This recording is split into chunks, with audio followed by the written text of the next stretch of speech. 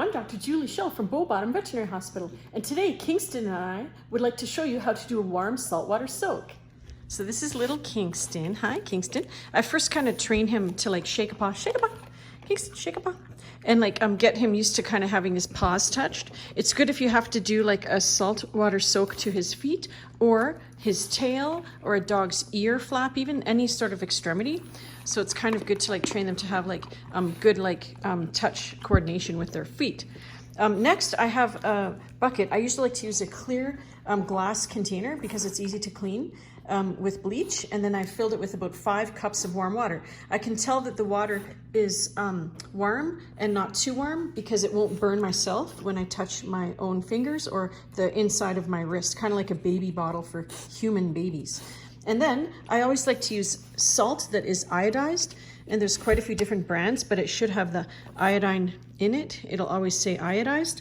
And for about 5 cups of water, here Kingston, I'll do about 1/8 of a cup of the salt. And so that is how much I'll use. Oops, that's how much I'll use, 1/8 of a cup of salt. And I mix it in there, and it gradually dissolves into like a nice slurry. Don't let your pet drink it. And then I'll like put the water close to him and just kind of gently touch him and kind of coax his hand into the salt. So I'll just do it gently, so like that. And you just kind of like soak it in there. It helps if you're all alone, it's a little more challenging. But if I put in, whoops, a little bit into his paw like that and just hold it there, he gets used to it, and then eventually he'll get better. I did use treats for him, and that helps him feel better. Just gonna reposition it there. So you just want to hold it down into his into the water, and like you immerse it. And I like to leave it in there for about 3 to 4 to 5 minutes, even if the pet is okay. And as you can see, he's doing okay. He doesn't mind me touching it.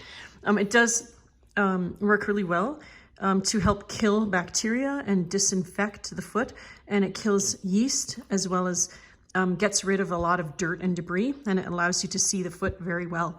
And I like using a clear container because then I can see how the paw is looking as I am soaking it, and you might see some debris coming off. Yeah, so basically after that, say that's been about 3 to 5 minutes, I'll then get like a little soft towel and just dry him off like that. I don't like leaving the paw wet.